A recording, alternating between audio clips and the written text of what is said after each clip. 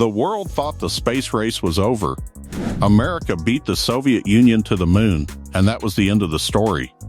But now, a new war is happening above your head every single night. Not between countries, not between armies, between one private company and literally the rest of the planet. And the terrifying part? SpaceX might already be winning by a margin nobody can stop. For decades, space belonged to governments.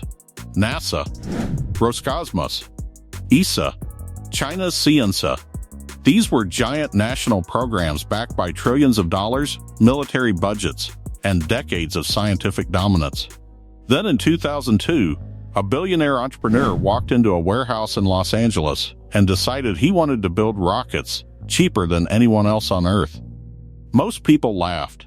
The first 3 launches failed. The company nearly collapsed. Employees slept in factories. Money was disappearing fast. One more failed launch, and SpaceX would have died forever.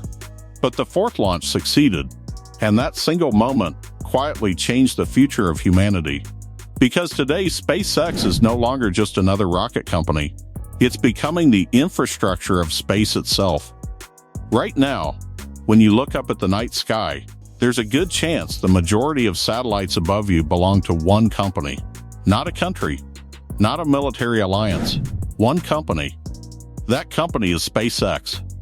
And the scale is almost impossible to understand. Thousands upon thousands of Starlink satellites now surround Earth in low orbit, creating the largest satellite network ever built by humans. Every few days, more are launched.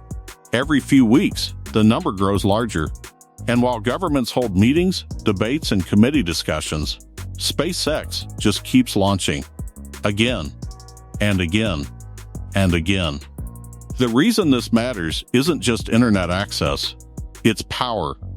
Because whoever controls communication in space controls far more than people realize. Starlink isn't just helping remote villages stream videos or access the internet. It became critical military infrastructure during real-world conflicts. When traditional communications failed, Starlink kept working. When towers were destroyed, satellites stayed online. And suddenly governments realized something terrifying. A private company had become more operationally useful than many national communication systems. That changes everything. But here's where the story becomes even crazier. SpaceX didn't dominate because it invented completely magical technology. Its real weapon was speed. Before SpaceX, rocket launches felt historic.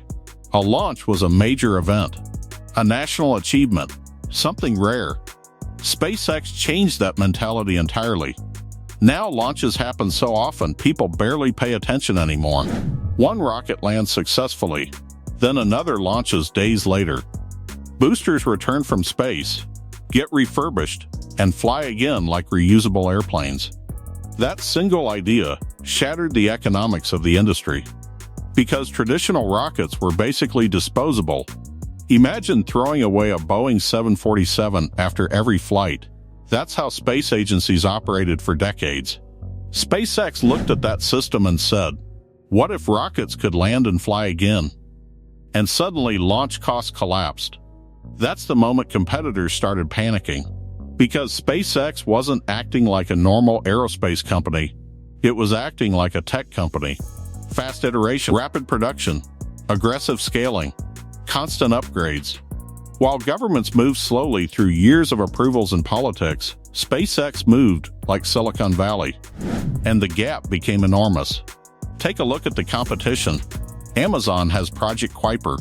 China has the Guowang constellation. Europe is building Iris. OneWeb launched hundreds of satellites. But compared to SpaceX, the numbers don't even look real. SpaceX launches more rockets in a year than some countries launch in decades. That's not competition anymore. That's industrial domination.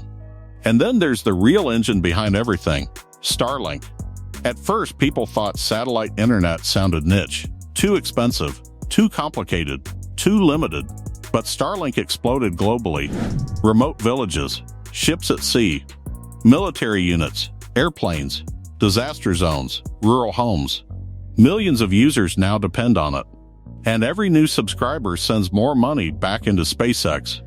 That money funds more rockets. More rockets launch more satellites. More satellites improve the network. Better service attracts more customers. More customers create more revenue. It's a flywheel that keeps accelerating, and competitors are struggling to keep up. But dominance in space creates a massive new problem. Who regulates all of this? Because the rules humanity created for space were written decades ago, back when nobody imagined tens of thousands of satellites orbiting Earth simultaneously. Now, orbital traffic is becoming crowded, very crowded. Satellites constantly maneuver to avoid collisions. Tiny mistakes could create catastrophic debris fields moving faster than bullets. One collision can trigger another, and another. Scientists call this nightmare the Kessler syndrome, a chain reaction where low Earth orbit becomes so dangerous that future missions become nearly impossible. Right now, experts don't believe SpaceX is close to causing that disaster, but they are deeply worried about what happens when everyone starts copying the same strategy. Because once one company proves a mega constellation works, everyone wants one. China wants one. Europe wants one. Amazon wants one. Governments want independent systems. And suddenly, the skies above Earth could become dangerously overcrowded. There's another issue governments rarely discuss publicly: dependence. Because what happens if one private company controls the majority of orbital communication infrastructure? Think about that carefully. If military systems rely on Starlink, if remote economies rely on Starlink, if emergency communication relies on Starlink, then SpaceX becomes more than a business. It becomes geopolitical infrastructure, and that gives enormous influence to one corporation and one individual, Elon Musk.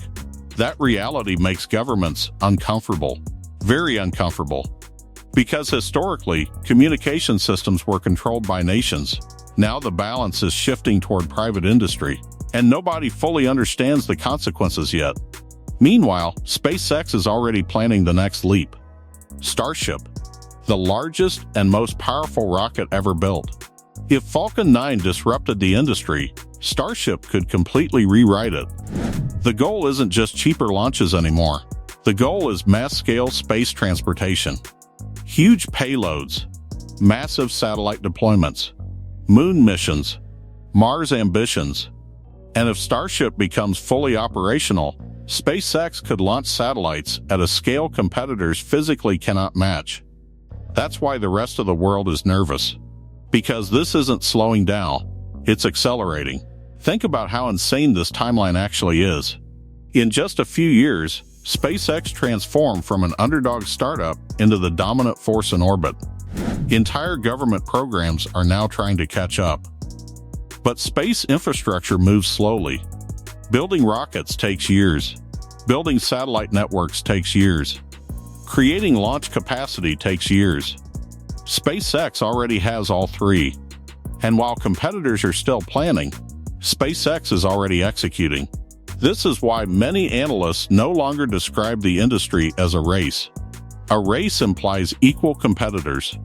What's happening now feels more like one company reached the future early, while everyone else is stuck trying to understand the rules. Because SpaceX doesn't just build rockets, it builds the rockets, launches the rockets, manufactures the satellites, operates the network, controls the software, and profits from the entire cycle. That level of vertical integration is almost unheard of in modern industry, and it creates a terrifying advantage. The biggest question now isn't whether SpaceX dominates commercial space. It clearly does. The real question is this: can the rest of the world catch up before space itself becomes permanently shaped around one company's infrastructure? Because every launch increases the gap. Every satellite strengthens the network. Every customer deepens dependence. And every successful mission pushes SpaceX further ahead. The world is still reacting. SpaceX is already building the next phase. One day historians may look back at this era the same way we look at the birth of railroads, electricity, or the internet. A moment when one company moves so fast it forced the entire planet to reorganize around it. And right now, that transformation is happening above our heads every single night. Quietly, relentlessly, launch by launch, satellite by satellite. The commercial space race has already begun, and SpaceX may have taken a lead so massive that nobody knows how to close it. The next Starlink launch is probably only days away, and the one after that is already being prepared. The race for space is no longer science fiction. It's happening right now. And every launch changes the balance of power above Earth a little more. So the question is, will anyone catch SpaceX? Or is the future of orbit already decided? If you enjoyed this video, make sure to like, subscribe, and turn on notifications for more deep dives into the biggest battles shaping our future.